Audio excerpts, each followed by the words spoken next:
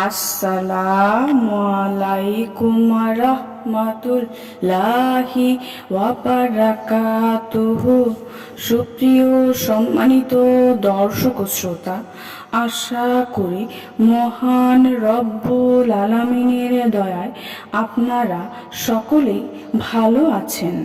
সুপ্রিয় সম্মানিত দর্শক ও শ্রোতা, আজকে হযরত ফাতেমা রাদিয়াল্লাহু তাআলা আনহার থেকে একটি ঘটনা বর্ণনা করব।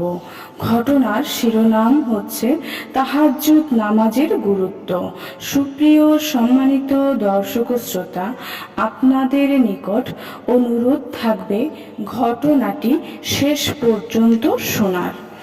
রাসূল সাল্লাল্লাহু আলাইহি ওয়াসাল্লাম একদিন হযরত ফাতেমা রাদিয়াল্লাহু আনহার ঘরে গিয়ে হযরত আলী এবং হযরত ফাতেমা রাদিয়াল্লাহু আনহাকে জিজ্ঞেস করলেন, তোমরা কি তাহাজ্জুদের নামাজ পড়ো? হযরত আলী রাদিয়াল্লাহু আনহু সে সময় যুবক ছিলেন। তিনি বললেন, হে আল্লাহর রাসূল, আমাদের জান তো মহান আল্লাহর হাতেই থাকে। তিনি যখন রহম করেন তখন উঠিয়ে দেন। এ কথা শুনে রাসূল সাল্লাল্লাহু আলাইহি ওয়াসাল্লাম খুব রাগ করলেন। তিনি এ কথা বলতে বলতে চলে গেলেন। মানুষ সবচেয়ে বেশি তর্কপ্রিয়, অর্থাৎ যখন কাউকে কোনো ভালো কাজের কথা বলা হয় অথবা কাউকে কোনো ভালো কাজের পরামর্শ দেওয়া হয়, তখন দেখবেন যে অযথা আপনাকে যুক্তি প্রদান করছে।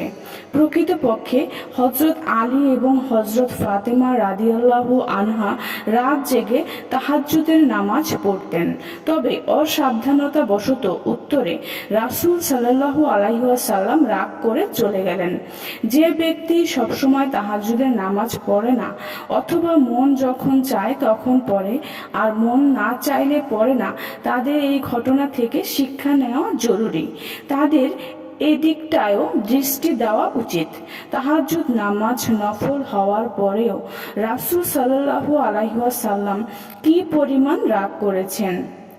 তিনি তাহাজ্জুদের নামাজের কি পরিমাণ গুরুত্ব দিয়েছেন যে একাই তাহাজ্জুদ নামাজ পড়তেন না, বরং পরিবার পরিজনদের সাথে করে পড়তেন। সুপ্রিয় সম্মানিত দর্শক ও শ্রোতা, আজকের ঘটনাটি এই পর্যন্তই।